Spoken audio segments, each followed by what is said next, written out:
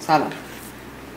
امشب میخوام کیبورد تازه که واسه آیپد نیو خریدم رو آنپاکس رو تست کنم. این کیبورد زک هست، همونجوری که میبینین کیبورد بلوتوث نسخه جدیدشه که یک کیبورد 2 قسمت.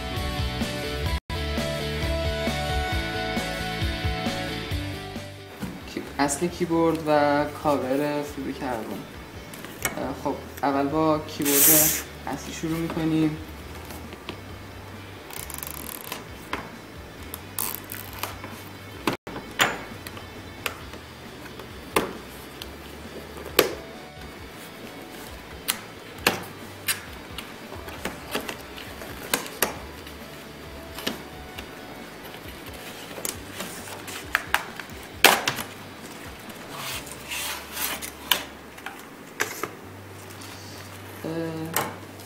داخل بسته به همراه برگه توضیحاتش یه شارژر مینی USB ظاهرا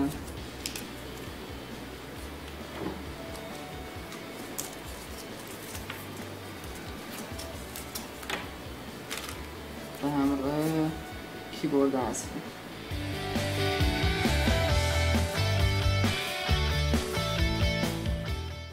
وزن فوق‌العاده سبکی داره و با اون ماندگاری باتری که دربارش شنیدم واقعا محصول خیلی خوبیه. روی کیبورد دکمه روشن و خاموش و دکمه وصل شدن به بلوتوث رو می‌بینیم، به اضافه یه چراغ که نشون میده که کیبورد روشن است یا خاموش.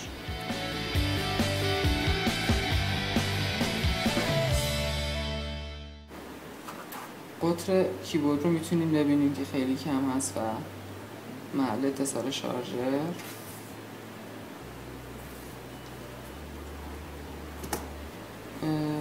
روی کیبورد کلیدهای مخصوص کار کردن واسه آیپد وجود داره.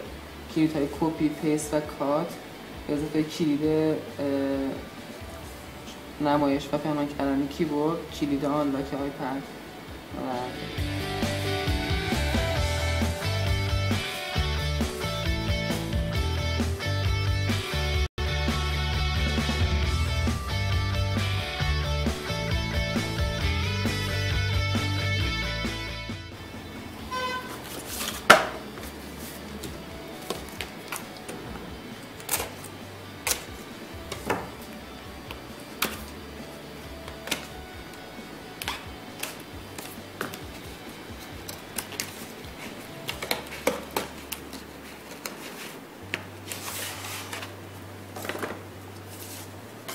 قسمت دوم کاور فیبر کربن که همینجوری که میبینی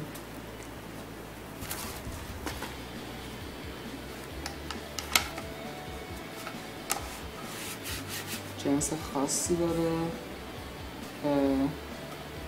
از اسمارت کاور خود اپل کلوفتر و سنگین‌تره، منتها جوری طراحی شده که ما میتونیم آیپد رو به همراه کیبورد داخلش قرار بدیم.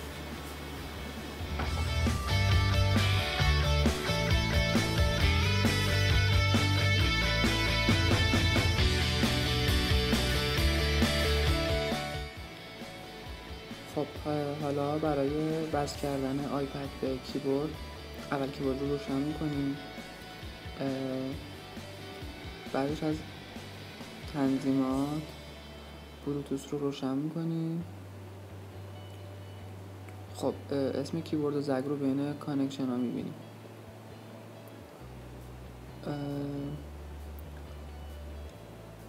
حالا باید دکمه کانکت رو روی کیبورد بزنیم و انتخابش کنیم.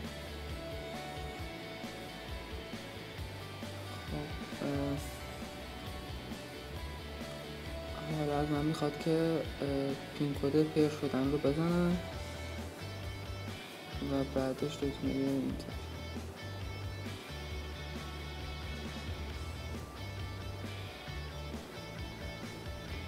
خب کیبورد به آیپد وصل شد. ما میتونیم آیپد رو خیلی راحت اینجا قرار بدیم و همونجوری که میبینیم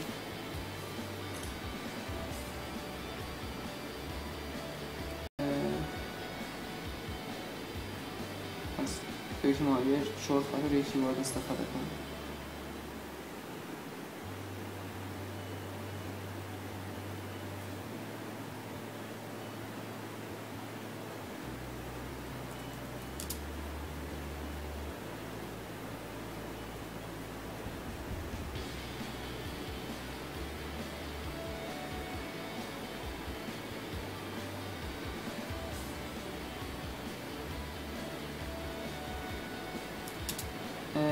بعد ظاهرا زبان روی انگلیسی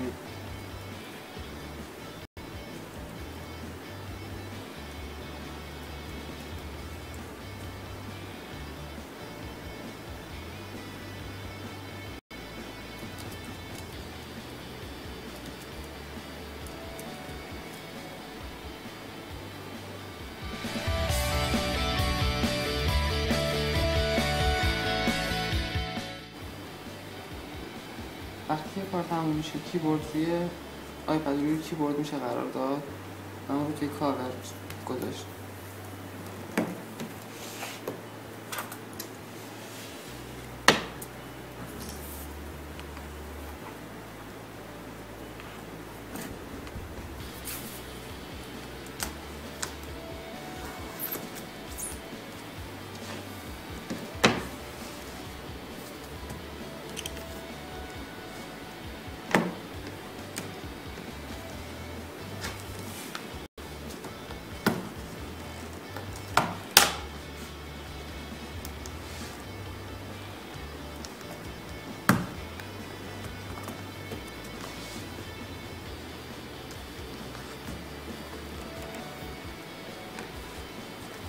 روی کیف یه کلید خیلی قشنگی طراحی کردم.